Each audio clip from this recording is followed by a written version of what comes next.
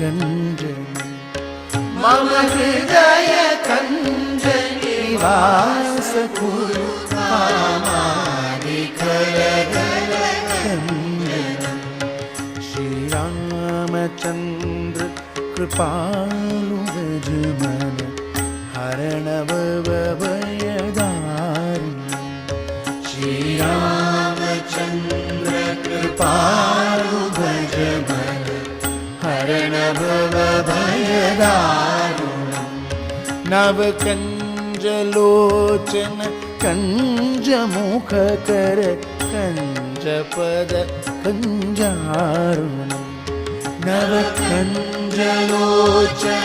कञ्जमुखकर कञ्जपद कञ्जारुणं श्रीरामचन्द्र कृपालु भजमन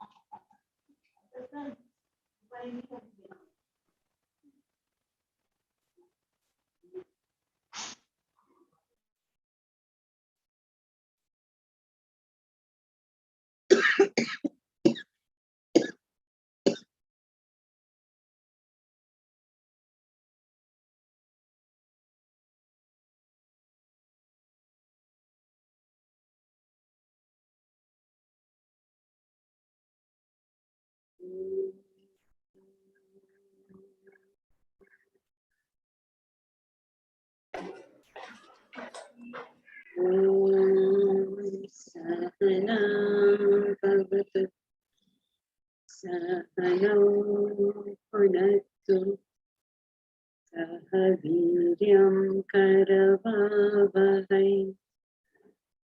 तेजस्विनावधीतमस्तु मा विद्विषावहै ॐ शान्ति शान्ति शान्ति.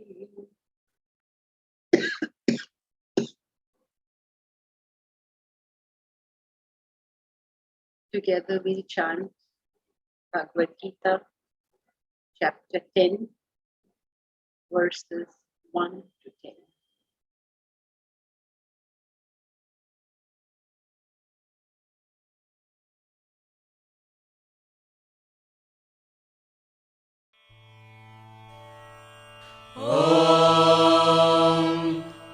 अथ दशमोऽध्यायः श्रीभगवानुवाच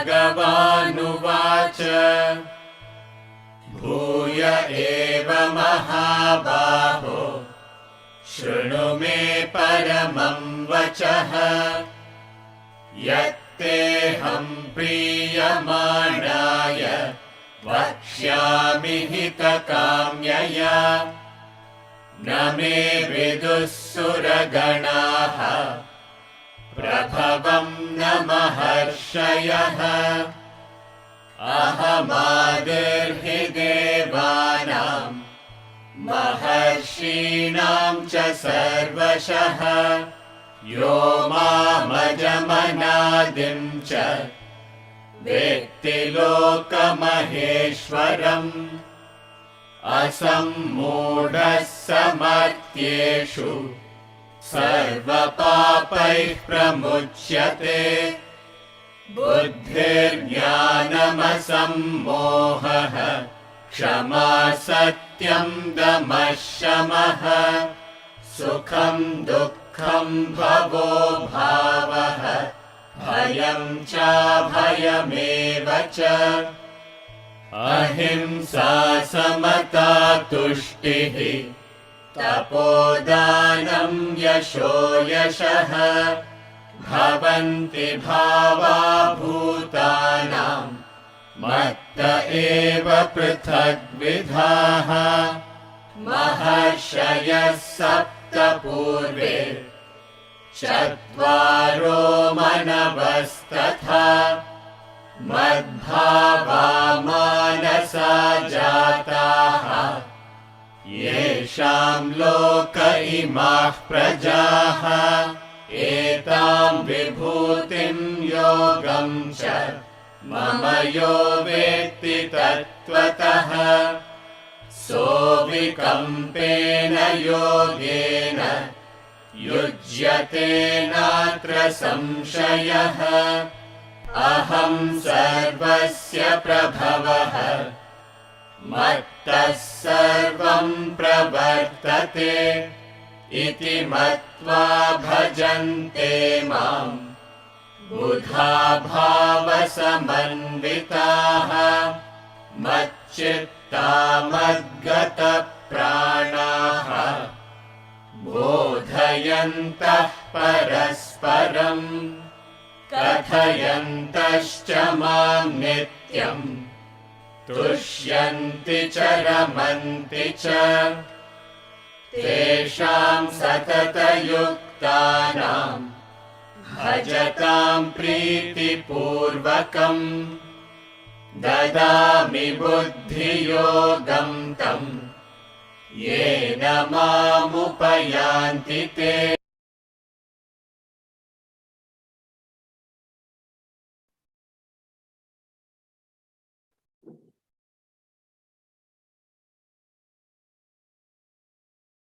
We were discussing the qualities that emanated from Brahman. We did verse 4 and most of verse 5 also. So let's see what was the first one of 5. Ahimsa. Ahimsa is the quality of not wishing harm to anyone. The quality that never wants anything bad for anybody. Now, this quality of non-violence, ahimsa means non-violence, is at all the levels of the personality. Physical means action. In speech, you can cause a lot of harm in speech. Things that we say to people, we may forget them, but they remember, and those words hurt them for years and years and years. Hasn't that happened to us? Somebody has said something to us or even implied it, and it hurts us for years on end. So whether it is an action, like you went and hit somebody, beat somebody, or you said somebody some nasty thing, unnecessarily nasty thing, or you thought a nasty thought, like, you're so bad, your karma will take care of you, God will teach you a lesson. All these are himsa thoughts. Now the problem in ahimsa is people assume ahimsa has to do with the physical body. Meaning, if you hit somebody or kill somebody or something like that, then you are a himsatmaka prani. You are a violent person. This cannot hold true because look at where he's talking about ahimsa, on the battlefield. So obviously he's not implying that you cannot hurt anything. Suppose there are mosquitoes.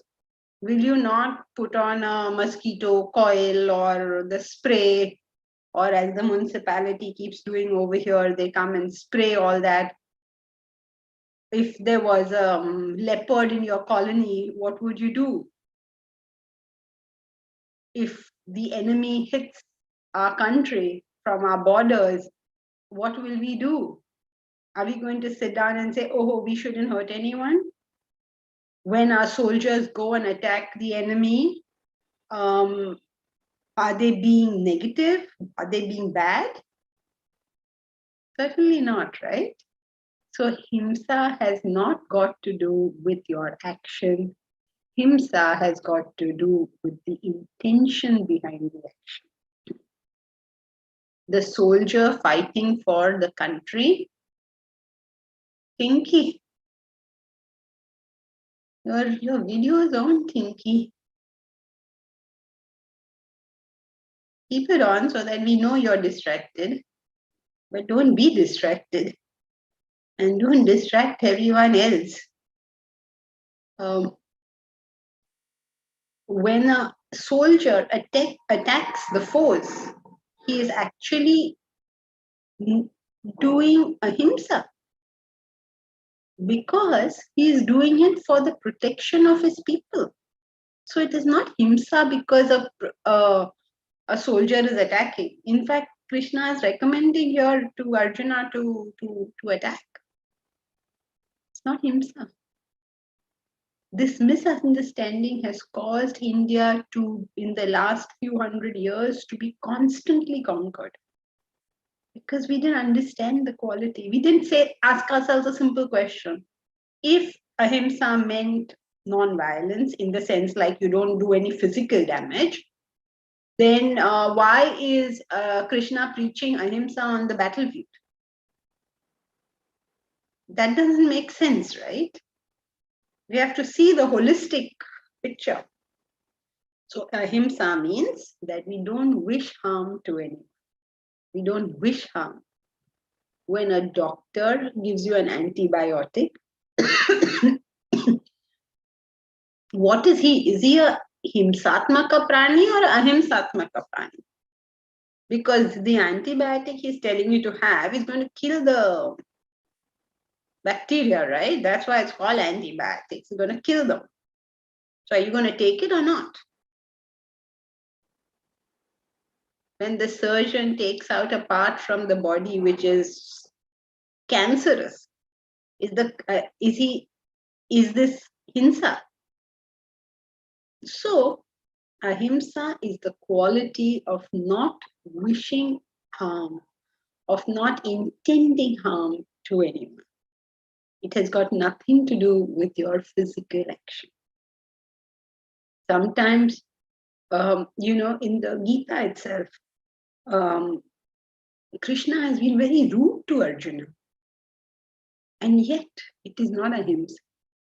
He's been extremely rude and insulting. Because why was he rude and insulting? Because he wants to get him to do what he has to do and not sit there and cry like a baby. In chapter 2, he says to, right at the beginning, even before the sermon, he says to Arjuna, Klebhyam magama partha. Oh, Partha, don't be a klebhyam. Klebhyam means a eunuch, neither man nor woman. What are you behaving like this? And you come to the battlefield and you say, I can't fight, I can't fight. If you're a woman, you stay home. If you are a soldier, you come into the battle and fight. And come to the battle and say, ooh, I can't fight now. So he says to him, imagine saying that to a Kshatriya. Firstly, when it comes to men, you can't say anything that hurts their ego. You can't do it, because if you do it, they'll be anti you forever. Like with women, you can't say anything that hurts their emotions, because if you do that, then they will be anti you. But men, you can't say anything that hurts the ego. Okay, that's what husbands and wives don't understand. They don't know what they can say to their spouse and what they cannot say to their spouse. So if you hurt the ego of a man, you lost him. And if you hurt the emotions of a woman, then you lost her. And that's what spouses keep doing to each other. But so the worst thing you can do to a man is go and attack his ego. Now, for a warrior, for a Kshatriya, for a soldier, you tell him you are unmanly? I mean, like that is the worst insult you can give him. And yet Krishna does it. Why? To make him fight the war, to make him do what he has to do. So was Krishna practicing Ahimsa?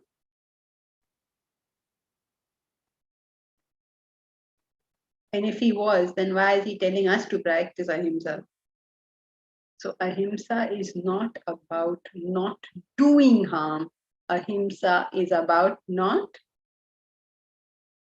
wishing harm. Not wishing harm, not intending harm.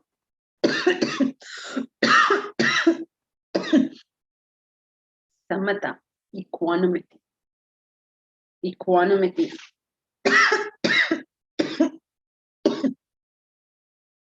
is your capacity to take one step back. Just take one step back. Something happens, no? Sometimes good things happen, bad things happen, provocative things happen. People say or do things that could provoke us into action. Samatha is your capacity to just take one step back and look at it again. It means that your intellectual governance is not affected by what is going on. It's very easy for us to lose our intellect. Something happens, somebody says something irritating or provoking, or somebody does something. You know, sometimes even if somebody overtakes you on the road, something that irritates you, intellect has gone down the drain. So samatha is your capacity that whatever happens, you're capable of taking one step back. Look at it again. Think about what you want to do. And then you can do whatever you want to do. There's no problem with that. So samatha, equanimity, to take one step back, to keep 1 inch between you and the world, so that you have the capacity to look at it for yourself. Tushti, contentment. This brilliant quality of just being content with what you have. Always something that we tend to lose. Every time you see a better dress, a better car, a better house, a better spouse, a better child, we lose contentment. So easy to lose it. But we have to remind ourselves that if I'm not content right here, right now, I'm never going to be content. This is a fact of life. With your problems, with the situations, with whatever is going on, if you're not content, you're not going to. In the Vedanta Foundation course, people tell me, do we have to give the exams? We don't really want certificates or anything. Then why should we give the exams? Why should you not? It's part of the course. Why do you think there is a desire not to give the exam? Effort, Effort, not only effort, one more thing. fear. Result, the fear of Failure. Fear of failure. the stress that the word exams causes. Yeah, there's so much stress. The very word exam causes stress. And you say, oh, no, this is very stressful. I don't want it. You won't say it's very stressful. You give good reasons. Very stressful. I don't want it. But think about it. If exams have the capacity to give you stress, then are you studying Vedanta? An exam is nothing much. It's not like a big challenge you got in life. It's simple wall practice. Still can't do it. Even wall practice. So the point over here being how easy it is to lose our contentment. There is a course. The course has been thought of and designed. So trust what is being designed over there, because somebody, people over a period of time have thought about these things and therefore put them there. And now, whether I like it or not, I have to do it. But if it stresses me out, then something's very wrong. Why should anything stress me out? Shivans, you are studying or you have finished your studies? I finished my graduation. I am yet to do my post-graduation. And in the gap, I have a startup that I work. Okay. Very nice. So when you do your postgrad, I hope you do your postgrad in Vedanta. When you do your postgrad, don't worry. For you to be able to do a postgrad in Vedanta, we all have to work very hard, because first we have to get land, then we have to set up the buildings, then we have to apply for university, then we have to start up everything. By that time, Shivansh will probably be an old man. So I don't know whether you will be able to, but that'll be nice if people could. So every time you face a challenge, okay, a startup, we're also a startup, Shivansh. We are a startup trust. And we face all these challenges, paise nahi hai, log nahi hai, all this stuff. But are we going to get stressed? If you're going to get stressed, then why are you even doing it? What a waste of time. We may all be dead tomorrow. Remember that. There's no guarantee that we're going to be there tomorrow. We may be dead. And if we die tomorrow, we'll have spent today just being all stressed about something or the other. Doesn't make any sense. So today should be happy. Today should be fun. We should be like Krishna, singing and dancing our way through life. Not because there are no problems, but because we have learned how to put what should I say? A certain filtration between the world and ourselves. We have learned. And if you learn that, you can be anywhere, you will be fine. And if you haven't learned that, you can be anywhere, you won't be fine. Literally, Duryodhana on the throne of Hastinapur is not fine. You know, that stupid chap, he was ruling the kingdom because he had thrown the Pandavas out. Was he happy? No. He wanted to go to the forest where the Pandavas were and try to make fun of them. And then, of course, for all of you who know the story, he got terribly trounced in that whole endeavor. He tried to go there and show off. He got terribly trounced and he had to be saved finally by Arjuna. Can you imagine? Now, so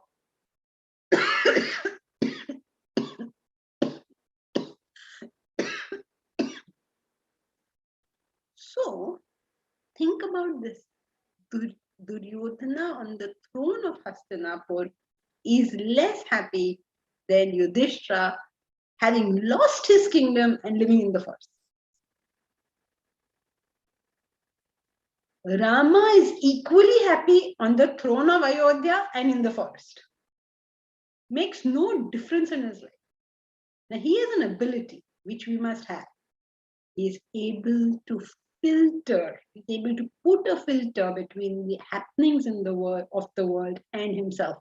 Remember, he was going to be Yuvraj, and suddenly the whole thing is gone.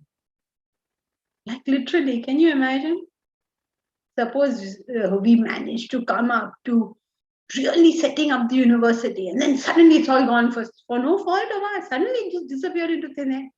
What would we do? Whole life we worked for it, and it just disappeared. Would we, like Rama, happily and cheerfully just continue with life? He's thrown out of Ayodhya, he goes merrily. He's not sitting and crying. The whole world is crying. He is going properly.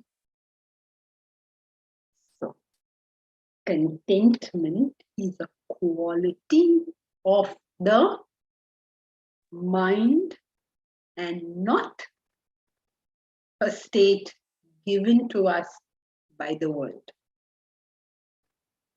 If you're expecting any contentment to come from the world, you will be waiting your whole life long, nothing will happen. Literally nothing will happen. Rajneesh, is it possible for human beings to be without ahimsa thoughts? I guess so, Rajneesh, because Krishna was without ahimsa thoughts, Rama was without ahimsa, Christ was without ahimsa, Muhammad was without ahimsa, Mahavir, Buddha. A host of people have achieved. So these human beings seem to have done it. So is it possible for a human being to be without? I think you mean without himsa thoughts. Yes. Without ahimsa thoughts, we all are, yeah. So, yes, these people have done it and they should be our inspiration to get there. Ram Prabhu ki bhadrata ka sabhyata ka dhyan kijiye. Saguna Brahma, Swarupa Sundara. What is the sundarness of that Swarup? He has achieved this. So, is it possible? Yes, some people seem to have done it. That means the rest of us can also do it. And whether or not the rest of us can do it, one thing is definitely sure. Okay, let us say we cannot become 100% ahimsa, but each one of us can reduce the violence in our hearts. That much we can do. There is no doubt in that. Can we reach 100%? Depends on how much work you put in. But can we reduce the himsa? Can we reduce the violence? Of course we can. There's no doubt on that.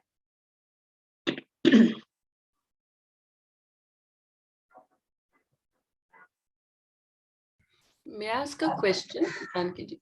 Go ahead, Chip. Yeah, so, it's a very powerful thought, the concept of ahimsa, as you're saying.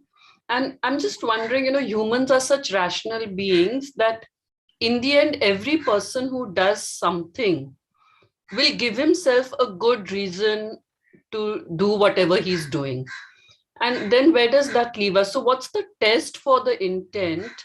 And I'm saying, just to argue in a somewhat, kind of loose way, that even like while we're reading the Gita, like you might argue that actually Arjun wanted something, and therefore he rationalizes that killing is not killing. I mean, how do you think about that?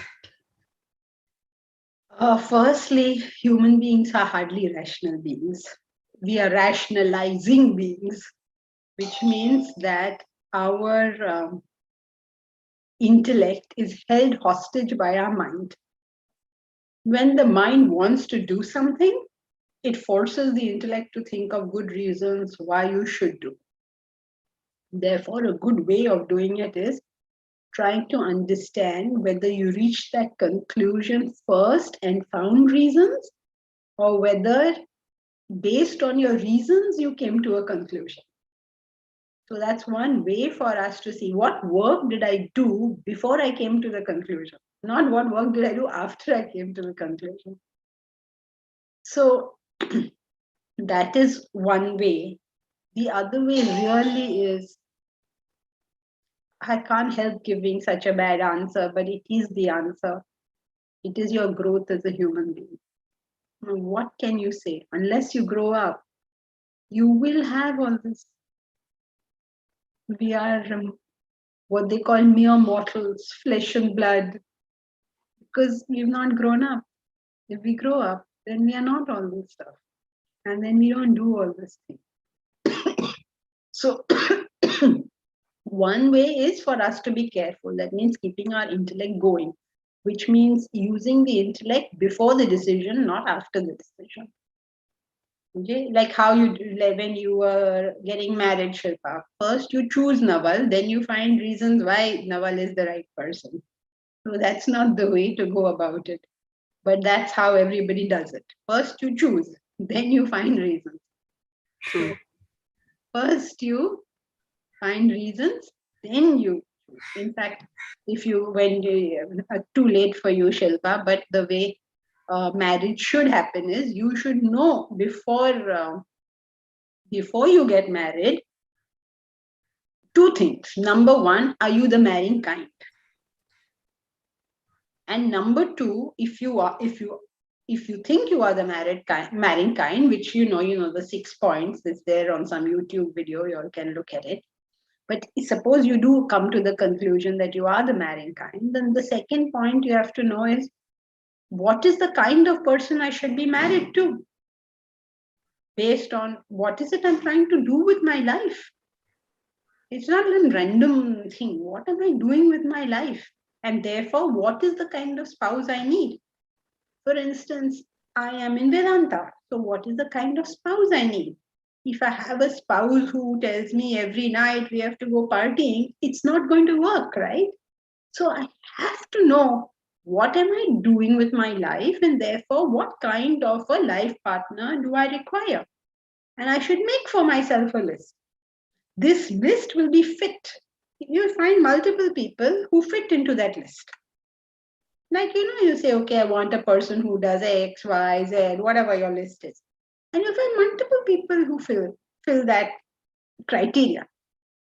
Having found this, now you're free to fall in love. Because any one of these is okay for you. Whichever one you like, you can get married to.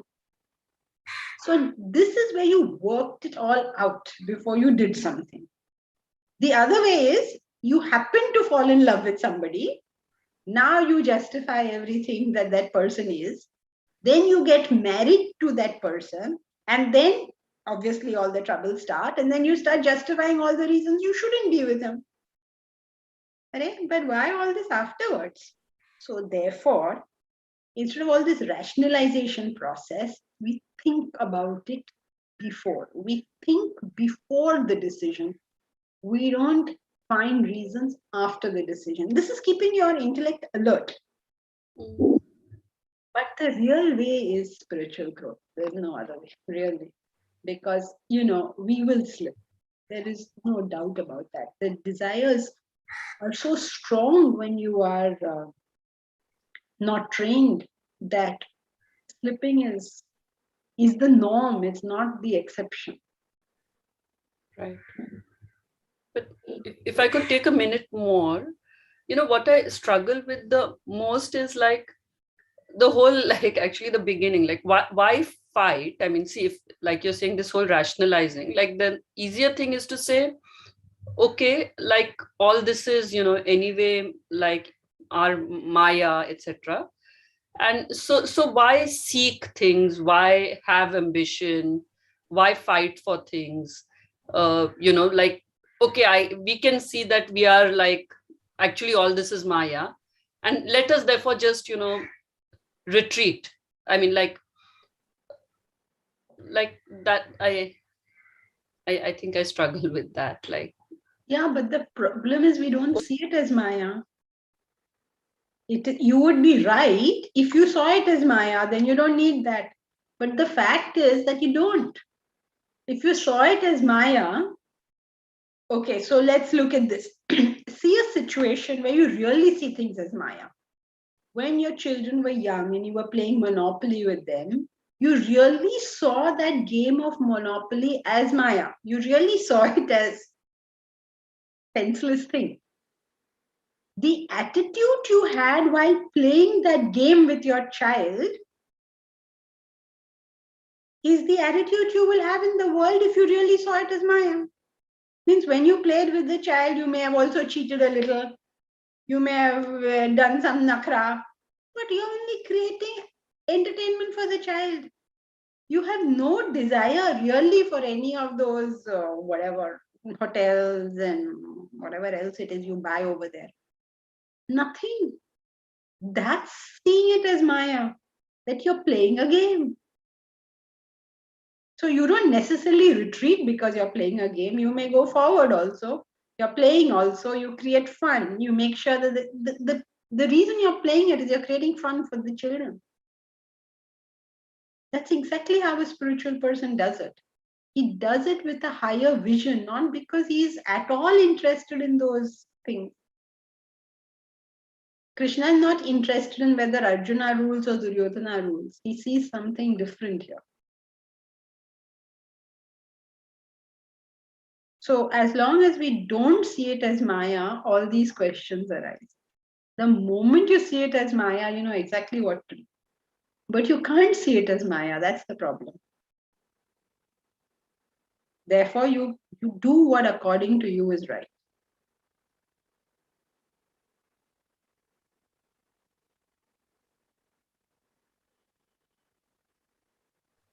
Okay, thank you.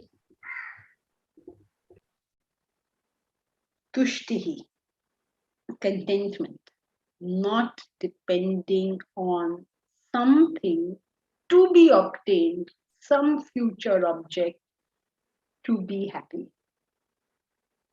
but to recognize that this moment in itself is actually quite great. There's fun in it. There's fun in all that you have to do, whether it is facing the challenges of a startup, whether it is studying for the next exam, whether it is doing karma or cooking or setting flowers or fighting with your spouse, whatever it is in the world you're doing, there's fun right here, right now. So where is Kanika? Kanika, I do everything before class, but it doesn't always work. I do all sorts of things. Kanika is telling me to have jaggery tea and adrak. Well, I today had haldi ka doodh with keshar, thinking that will help. I'm doing it all. Everybody gives me different suggestions. Whatever people tell me, I do it all. No, ma'am, I'm saying that while you're in the class, if you keep on lubricating your throat and have something warm, which is what I was saying. Keep sipping it because yes, I do that too. I sometimes put hot water. I do it all. I In know, the I hope know. that I'm not just irritating people by going caw, caw, caw, caw. You want to hear Vedanta or you want to hear caw, caw? So I No, try. it brings but, out my motherly instinct when I hear that. I don't get irritated, but Okay. Yes, but it's irritating to have to hear someone coughing all the time. So I try everything, but either we cancel classes or we proceed. We have two options in front of us. So I chose to proceed because these things can go on forever. So the reason I remembered you, Kanika, is because this whole thing of contentment versus aspiration is a real non-starter. It's a non sequitur. If we are content, we are able to do better in life. Contentment is a means to aspiration. When your aspiration interferes with your contentment, your aspiration stays an aspiration. You don't achieve. You're only agitated. And that is so silly because even when you do achieve, you will continue to be agitated.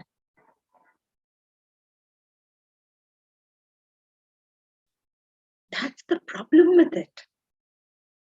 If aspiration agitates me, if my aspiration agitates me, then I will be agitated even if I find success. So it's a really stupid way of living life where I have condemned myself to lifelong agitation.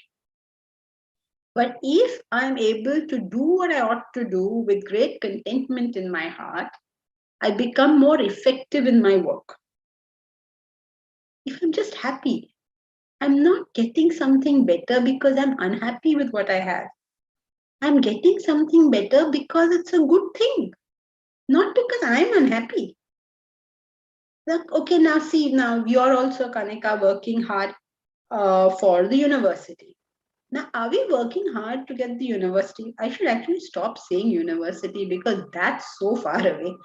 Okay, we're working hard at the moment to get the land. Um, but is it because we're unhappy with the way things are?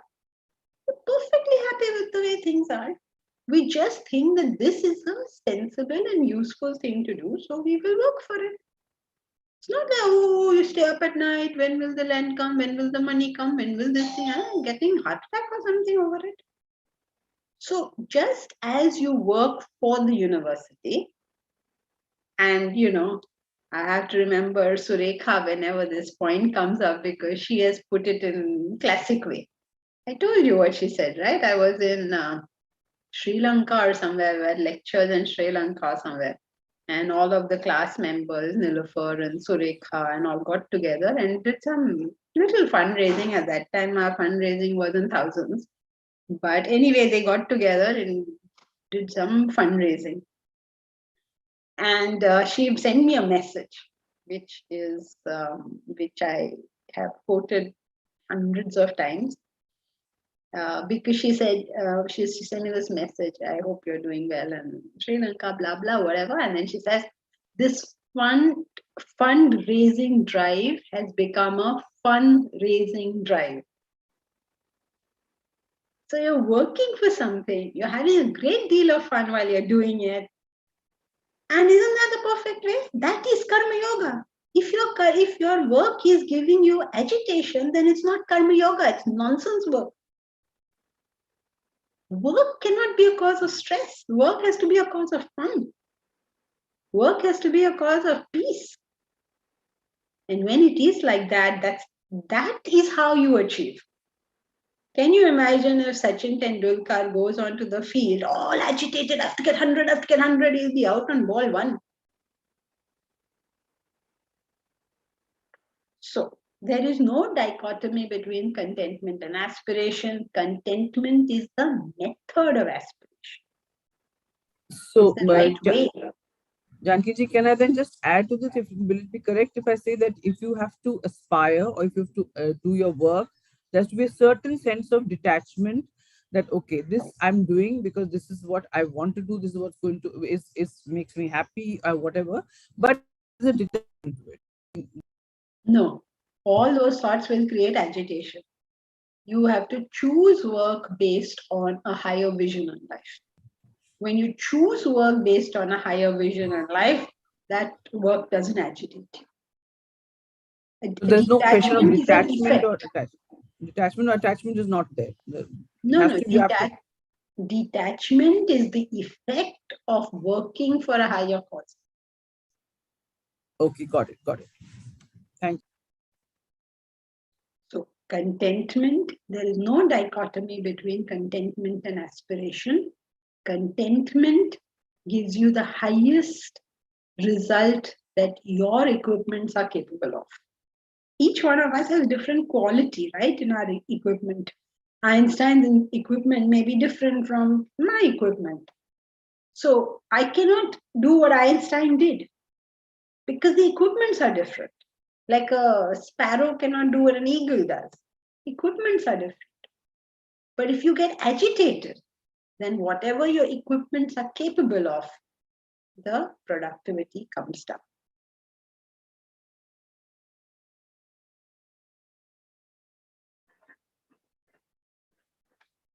Shivans, I'm kind of learning to set that higher vision. So how should I think about it? You can't ask anyone else that question. It is what inspires you. Now you have a startup. What inspires you? Why do you have a startup? Is a question you have to ask yourself. If the bottom line of the startup is how much money I'm going to make, then there is no way it will not agitate you. It definitely will.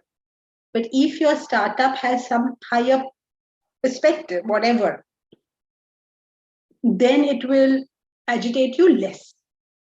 If you do it for self-realization, then it will not agitate you. But you can't fake it. You have to grow it.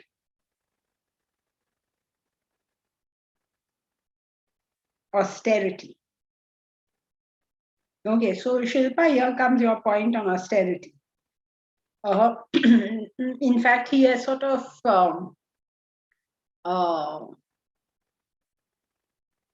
preempted your question. He often does.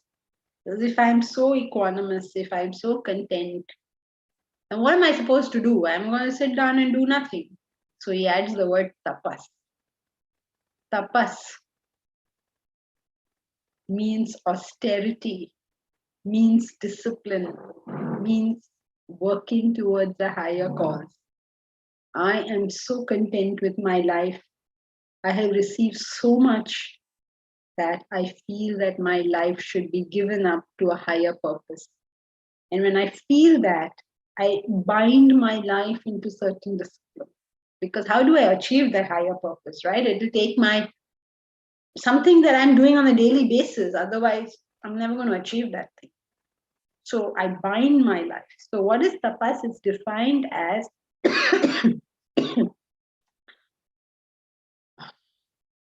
it's defined as conservation of energy from non-productive conservation of energy, preventing energy from flowing into non-productive areas and redirecting it to a productive end.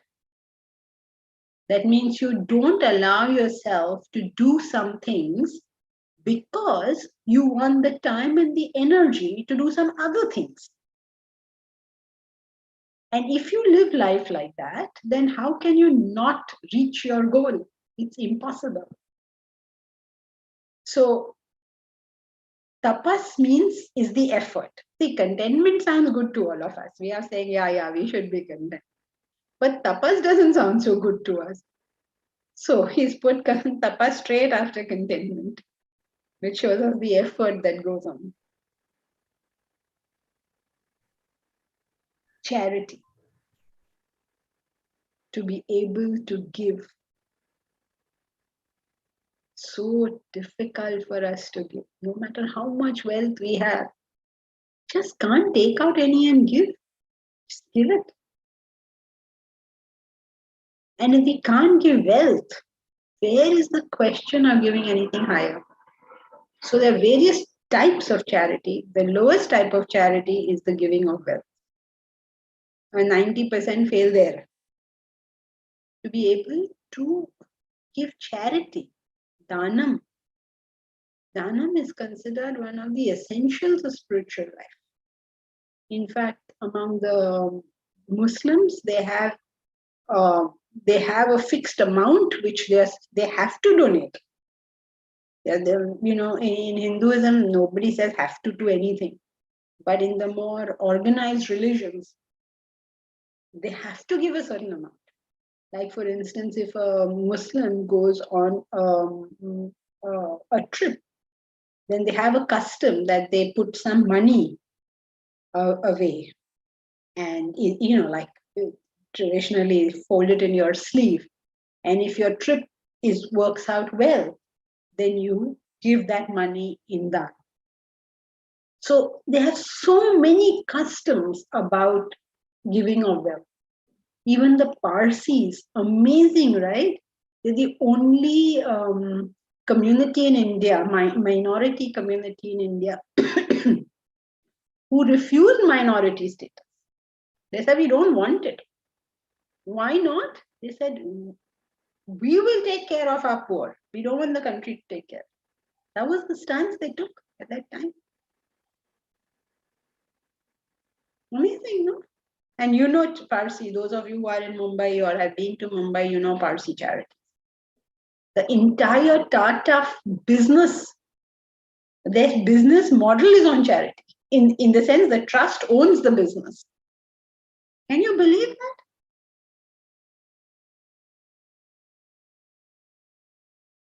And so charity, and you will see people who are charitable by nature, there's a certain sweetness, a certain niceness about them. Because they're used to giving. Now, charity is not merely giving something to somebody.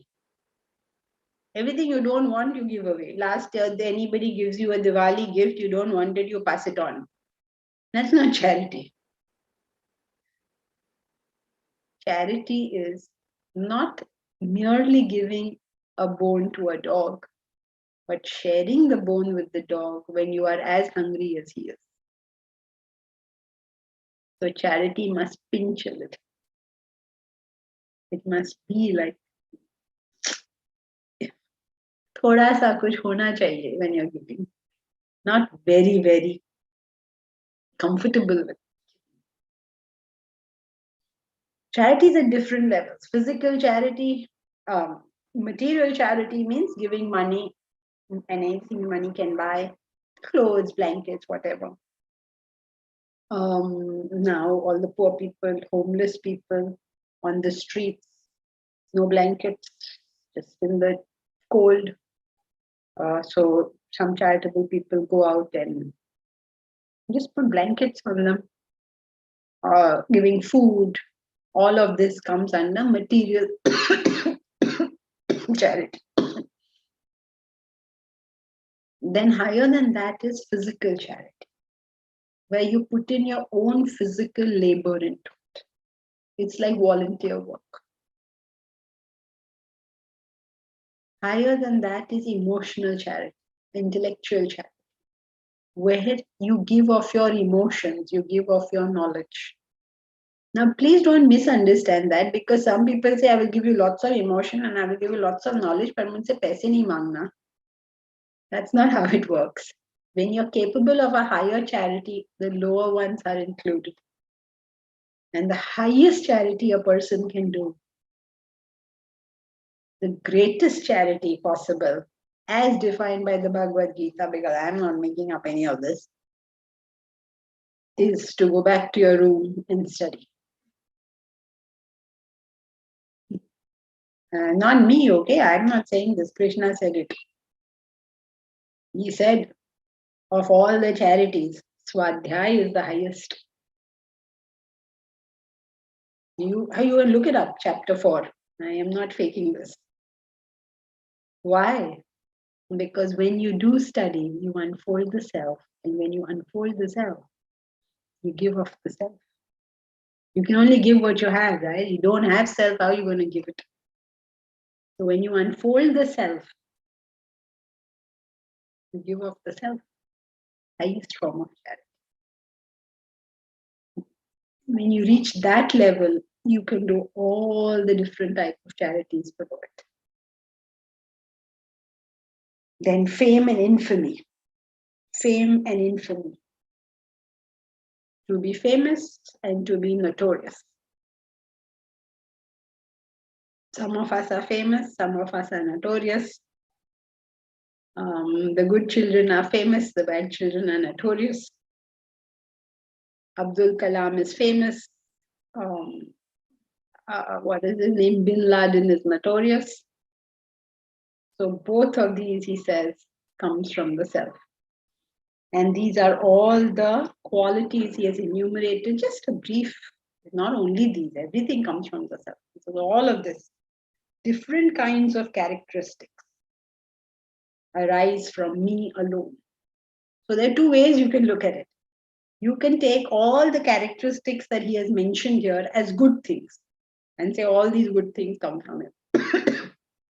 Or if you want to be even more philosophical, you can take it as he's mentioned all the bad things. Then you say, how is Ahimsa bad and Buddhi bad and Jnanam bad?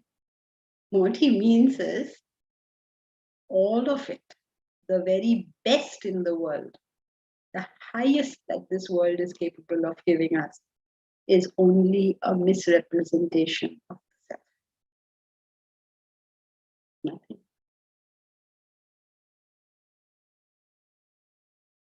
The highest in this world, according to the scriptures, is the knowledge of Vedanta.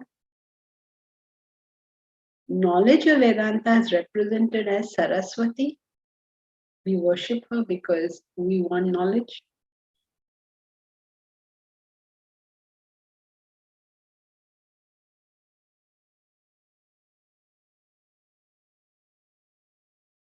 she is given as a feminine characteristic.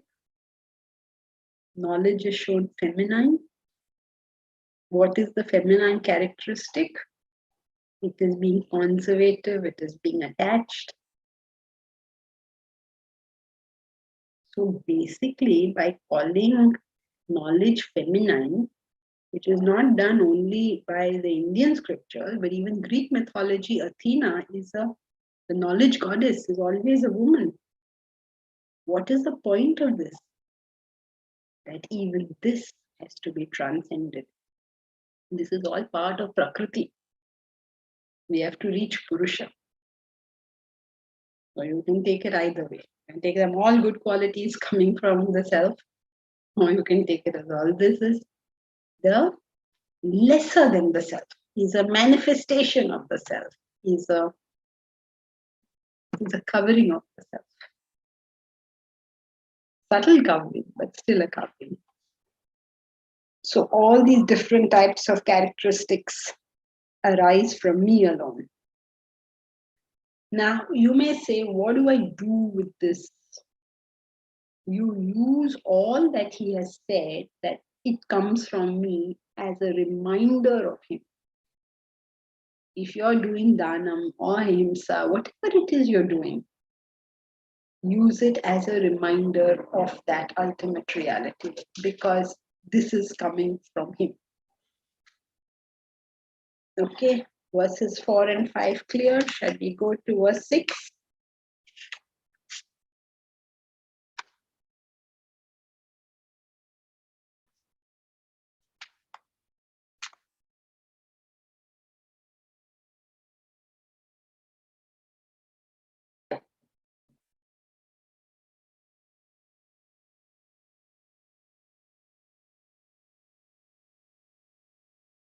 Maharshaya sapta purve chatvaro manavastatha madbhava manasa jataha yesham loka ima prajaha.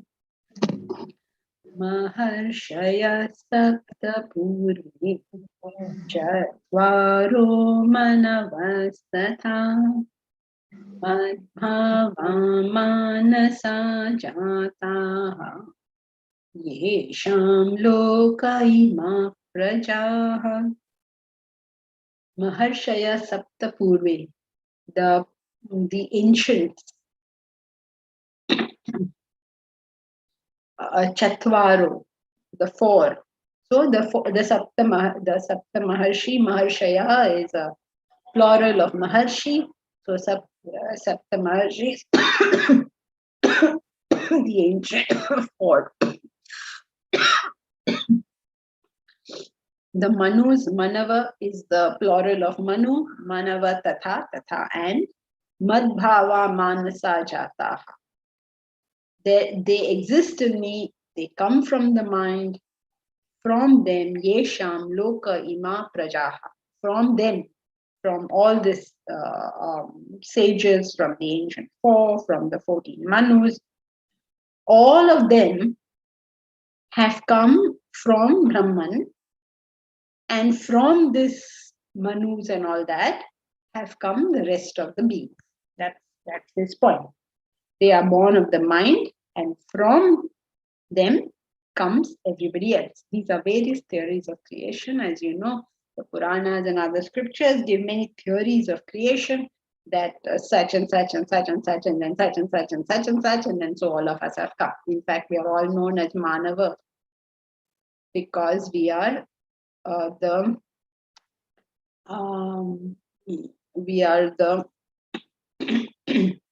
progeny of Manu. Manu is supposed to be our ancestors. So because we are their progeny, we come from them, we are known as Manava. As you know, in Sanskrit, you can show progeny by increasing the first letter. So like you have Vasudev. Now you want to say the progeny of Vasudev. So you say Vasudev. Vasudev is the son of Vasudev. Or you want to say Shankara Bhasha. You want to say that this Bhasha is written by Shankara. So you don't need to say Shankara Bhasha. You can say Shankarya. So you show it is the product of Shankara.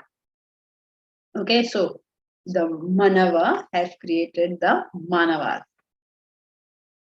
No, the ancient fours and the Upanishads are the scriptures, the ancient four are the Sanat Kumaras. So Sapta Maharshi, 4 Sanat Kumaras, and the 14 Manus. So these are seen in different ways. 7 rishis are Bhrigu, Vivaswan, Sudama, Angira, Satri, Vishwamitra. I mean, different lists give different 7. For philosophical purposes, you take it as 5 senses and minor intellect. 7. Then ancient 4. The ancient 4 are the Sanat Kumaras, who are the virgin youths. You don't need to worry about them. They're supposed to be the highest in the occult hierarchy.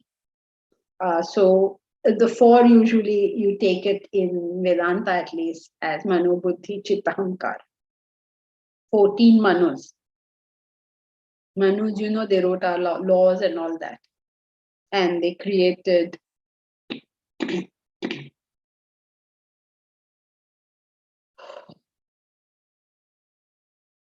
the society, really.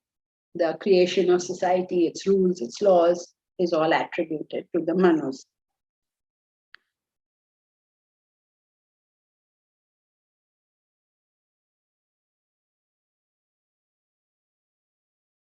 So all this is born of the mind. From them, we take it as the pranas. 14 Manus refers to the Pancha pranas. Because you count them together, it comes to 14. They are born of the mind. From them are these creatures of the world. You don't need to really bother about this. What you need to know is one basic fact. Everything comes from Brahma. That's all you need to know. Priya has an announcement for us. Go ahead, Priya. Hari Om, everyone.